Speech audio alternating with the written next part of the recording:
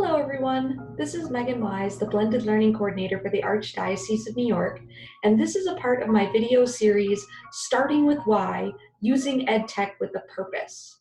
As I've mentioned in previous videos, there are plenty of tutorial videos that exist out there on the how to use EdTech tools, but I really want to stop and take a moment to focus on the why, to make sure that the tools we're learning how to use are aligned with our learning goals for the classroom and that they meet the purpose for what we're specifically trying to achieve with our students. So let me share my screen with everyone because I have some notes to go over. If you have already seen previous videos from this series, you will have seen this screen and you will note that the first video was talking about Google Classroom. That video is also a part of this YouTube playlist. But what I want to talk about today are two different tools together, actually, Screencastify and their new Submit feature, which is still in beta. But they've actually rushed it out to get to people during this remote learning time during COVID-19.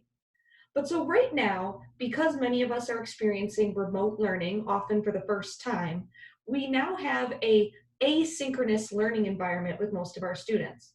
Meaning, rather than coming into the classroom like they normally would and being all together in a synchronous environment, many of our students are learning the material at different times of day, depending on when they have access to technology, whether or not they have siblings who are also trying to get work done on maybe limited devices, or depending on when they are being helped or assisted by families at home.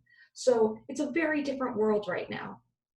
But when we're talking about why we might want to use Screencastify as a tool to record instructional videos, this is a tool that should very much extend into the school year, even when we do return to brick and mortar schools, hopefully in the near future.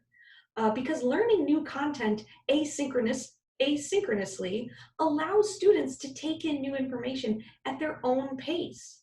When a student is watching a teacher give a lecture, they cannot pause and rewind that teacher, but they can do that when they're watching a video. You could do that with this video right now if you missed something I said. Students who are learning remotely may not have access to join a synchronous learning environment. So even if a teacher, hops on to a Zoom or a Google Meet, the student might not at that specific time have access or be able to be a part of it. Whereas if you use something like Screencastify to record your content and then have the students watch it at their own time, that gives a lot more freedom of access and is much more equitable for our students. And then the Submit feature that Screencastify has now created is now a way for the students to send their input back to the teacher. So having students create their own videos to demonstrate understanding or to respond to a teacher's prompt, that honors the student voice. And right now, when we can't be with them physically in class, this is super important. But also, even when we return to our classrooms, giving students the opportunity to record their own videos using a feature like the Submit Screencastify, that's going to allow all students to have a voice, even if they can't all have enough time to all say what they want to say during a class period.